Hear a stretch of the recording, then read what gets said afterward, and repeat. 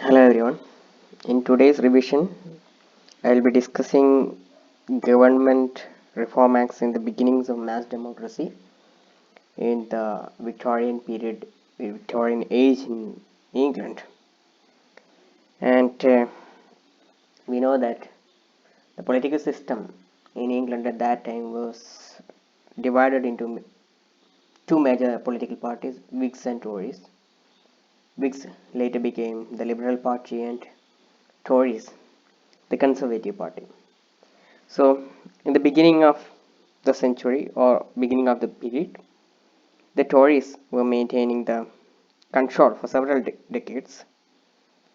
And in the 1830s, we can see a change in the political orientation of the people of London.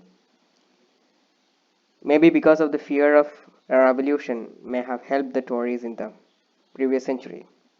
But due to you know the lack of faith in the Tories, because of frustration with their ability to ensure economic prosperity increased. In the later part, we can see the alternative party, the Whigs.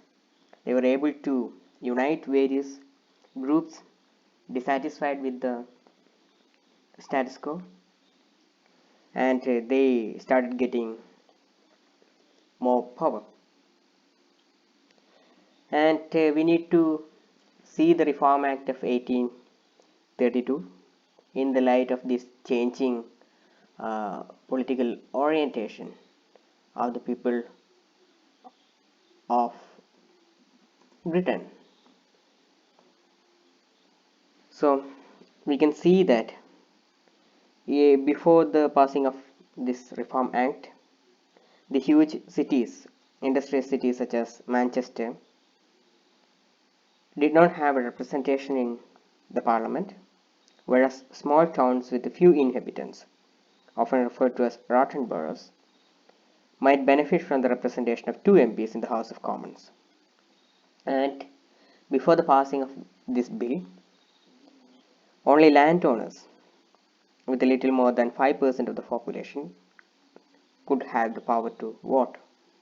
So this discontent was there in the uh, people in the state at that time.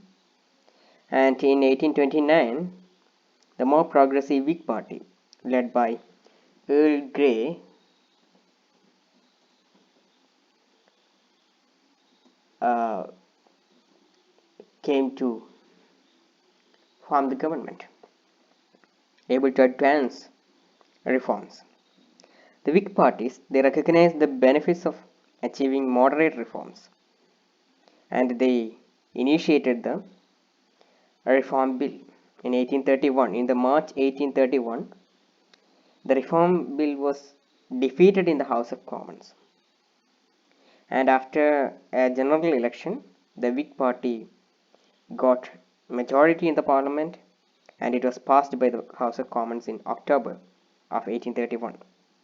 But it was defeated in the House of Lords, and then we can see Earl Grey resigning from the Parliament and other changes in the you know political sphere as well. And in 1832, the Reform Act was passed. The Reform Act successfully eliminated small constituencies and gave more appropriate representation to a variety of countries and cities that represented national strengths and interest. The number of men eligible to vote doubled to include many more of the middle class.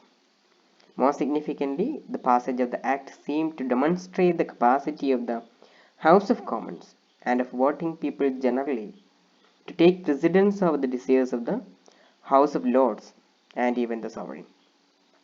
Aristocrats lost politically and economically, and the Whigs, or Liberal Party, which became a Liberal Party in the 1850s, retained a majority in the House of Commons for most of the elections held until 1874.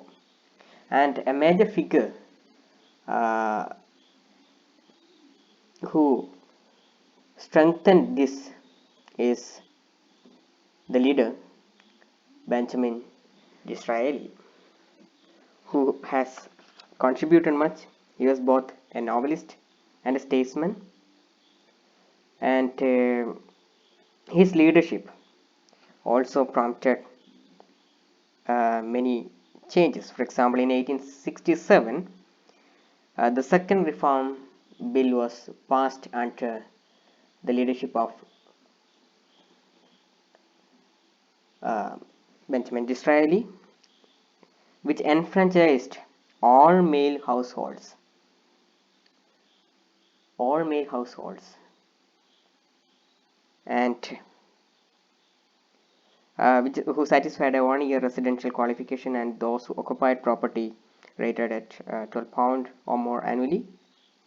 And in effect, the electorate of England and Wales doubled again because of this. However, and again there is another third Reform Act in 1884.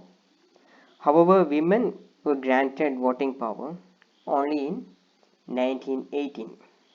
So all these changes have happened during the Victorian period, which in a way strengthened parliamentary democracy. Okay, we will be continuing with the revision in the next session. Thank you.